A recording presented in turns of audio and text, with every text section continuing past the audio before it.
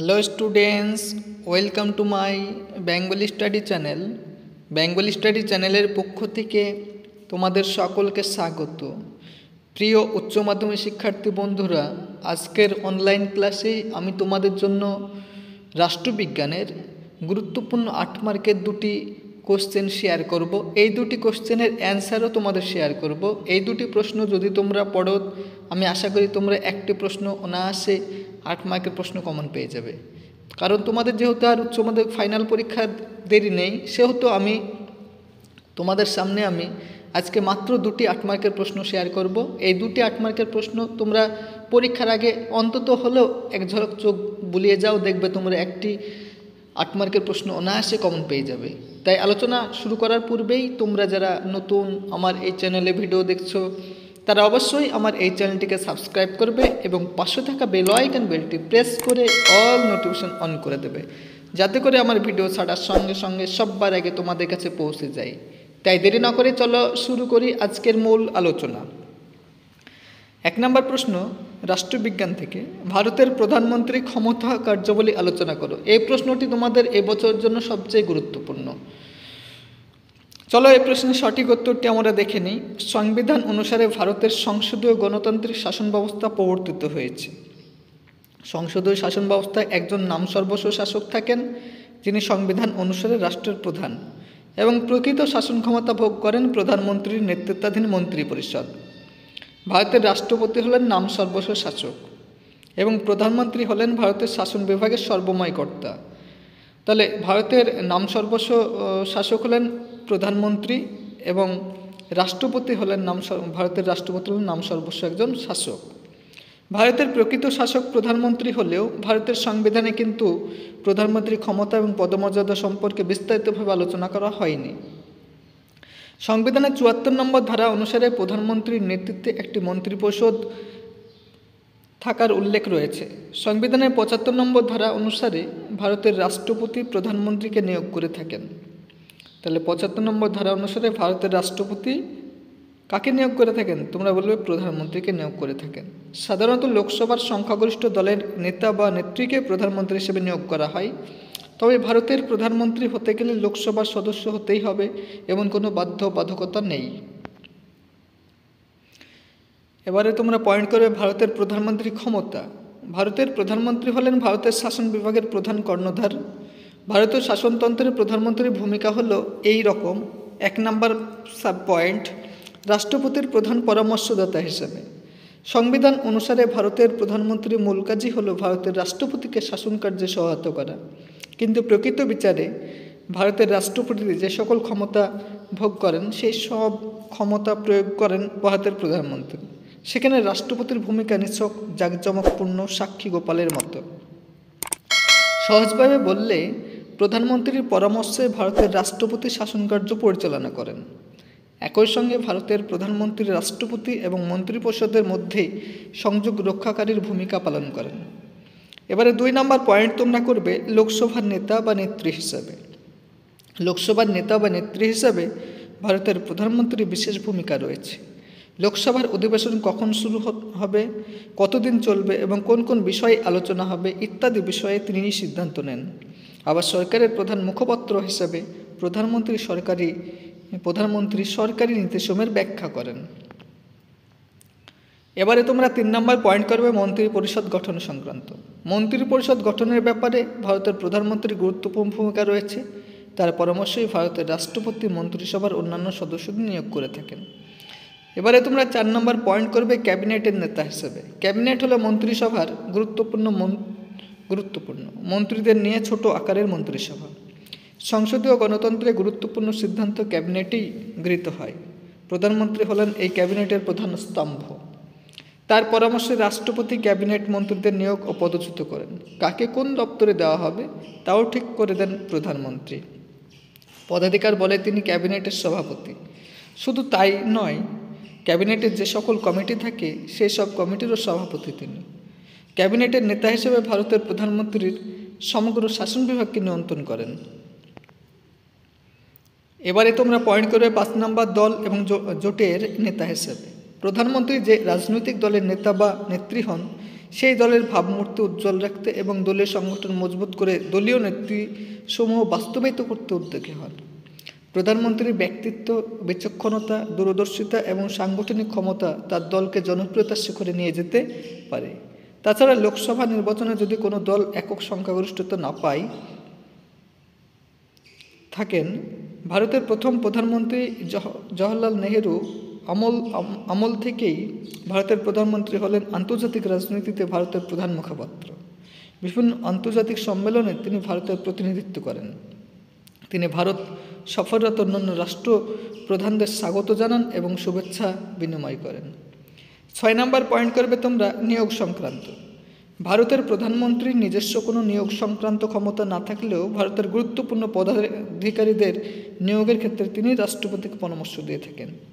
প্রধানমন্ত্রীর পরামর্শে রাষ্ট্রপতি ভারতের অ্যাটর্নি জেনারেল, মহাহিসাব নায়ক ও নিরীক্ষক, নির্বাচন কমিশনার প্রভৃতি বিশিষ্ট পদাধিকারীদের নিয়োগ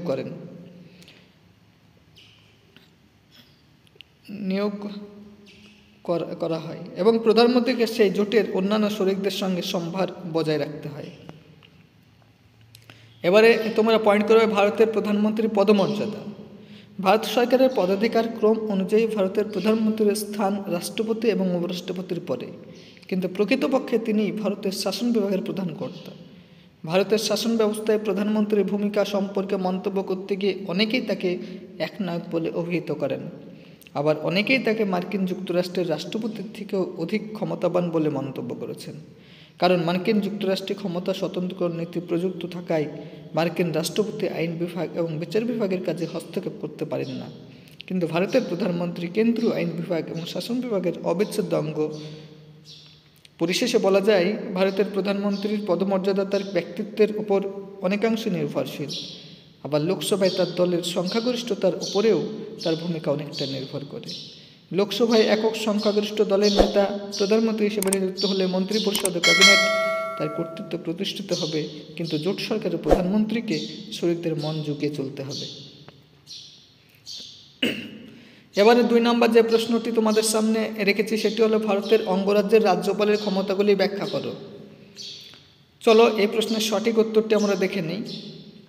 ভারতীয় সংবিধানের 153 নম্বর ধারা অনুযায়ী প্রত্যেক অঙ্গরাজ্যের জন্য একজন রাজ্যপাল থাকবেন, তবে 2 বা তার বেশি রাজ্যের জন্য একজন রাজ্যপাল থাকতে পারেন। রাজ্যপালগণ 5 বছরের জন্য রাষ্ট্রপতি কর্তৃক নিযুক্ত হন। সংবিধান অনুসারে রাজ্যপালদের কার্যকালের মেয়াদ নির্ভর করে রাষ্ট্রপতির সন্তুষ্টির ওপর, অর্থাৎ ভারতের রাষ্ট্রপতি কোনো অঙ্গরাজ্যের রাজ্যপালকে 5 বছরের আগেই পদচ্যুত করতে পারেন, অথবা 5 বছর পেরিয়ে যাওয়ার পরও ওই পদে তাকে পুনর্নিয়োগ করতে পারেন। রাজ্যপালের ক্ষমতা পয়েন্ট করবে তোমরা। ভারতের অঙ্গরাজ্যগুলিতে কেন্দ্রীয়ের মতোই সংসদীয় শাসন ব্যবস্থায় প্রবর্তিত হয়েছে। অঙ্গরাজ্যের শাসন ব্যবস্থায় রাজ্যপাল হলেন নিয়মতান্ত্রিক শাসক এবং মুখ্যমন্ত্রীর নেতৃত্বাধীন মন্ত্রিপরিষদ হল প্রকৃত শাসক। ভারতের সংবিধান অনুসারে রাজ্যপালের ক্ষমতাগুলি এই রকম। 1 নম্বর, শাসন সংক্রান্ত ক্ষমতা। তার সাব পয়েন্ট 1 নম্বর, সংবিধান অনুযায়ী ভারতের অঙ্গরাজ্যগুলির শাসন ক্ষমতা রাজ্যপালের হাতে অর্পণ করা হয়েছে। বলা হয়েছে তিনি নিজে বা অধস্তন কর্মচারীর মাধ্যমে এইসব ক্ষমতা প্রয়োগ করতে পারবেন। 2 নম্বর, রাজ্যের বিধানসভা নির্বাচনের পর সংখ্যাগরিষ্ঠ দলের নেতা বা নেত্রীকে রাজ্যপাল মুখ্যমন্ত্রী হিসেবে নিযুক্ত করেন এবং মুখ্যমন্ত্রীর পরামর্শক্রমে মন্ত্রী পরিষদের অন্যান্য সদস্যদের নিয়োগ করেন। 3 নম্বর, তিনি মুখ্যমন্ত্রী সহ যে কোনো মন্ত্রীকে পদচ্যুত করতে পারেন। 4 নম্বর, সংবিধানের 356 নম্বর ধারা অনুযায়ী তিনি রাষ্ট্রপতিকে সংশ্লিষ্ট রাজ্যের শাসনতান্ত্রিক অচলাবস্থাজনিত জরুরি অবস্থা ঘোষণার জন্য সুপারিশও করতে পারেন। এবারে 2 নম্বর তোমরা পয়েন্ট করবে আইন সংক্রান্ত ক্ষমতা। তার সাব পয়েন্ট 1 নম্বর, রাজ্য আইনসভা কর্তৃক গৃহীত কোনো বিলে রাজ্যপাল সম্মতি দেওয়ার পর সেটি আইনে পরিণত হয়। 2 নম্বর, বিশেষ ধরনের কিছু বিলে তিনি নিজের সম্মতি না দিয়ে রাষ্ট্রপতির বিবেচনার জন্য প্রেরণ করতে পারেন। 3 নম্বর, কোনো বিল যদি হাইকোর্টের মর্যাদা হানিকর বলে মনে হয় তবে সেই বিল তিনি রাষ্ট্রপতির বিবেচনার জন্য পাঠাতে বাধ্য থাকেন। এবারে তোমরা 3 নম্বর পয়েন্ট করবে অর্থ সংক্রান্ত ক্ষমতা। তার সাব পয়েন্ট 1 নম্বর, রাজ্যপালের সম্মতি ছাড়া রাজ্য আইনসভায় অর্থ বিল স্থাপন করা যায় না। 2 নম্বর, তিনি অর্থমন্ত্রীর মারফত বার্ষিক আয় ব্যয়ের বিবরণ বাজেট পেশ করেন। 3 নম্বর, রাজ্যের আকস্মিক ব্যয় তহবিলের দায়িত্বভার রাজ্যপালের হাতে ন্যস্ত থাকে। এবারে 4 নম্বর পয়েন্ট তোমরা করবে বিচার সংক্রান্ত ক্ষমতা। তার 7 পয়েন্ট 1 নম্বর, রাজ্যপালের পরামর্শক্রমে রাষ্ট্রপতি হাইকোর্টের বিচারপতিদের নিয়োগ করে থাকেন। 2 নম্বর, রাজ্যপাল রাজ্যের দেওয়ানি আদালতের বিচারপতি, অতিরিক্ত জেলা জজ প্রমুখকে নিয়োগ করেন এবং তাদের বদলি, পদোন্নতি ইত্যাদি বিষয়ে সিদ্ধান্ত গ্রহণ করতে পারেন।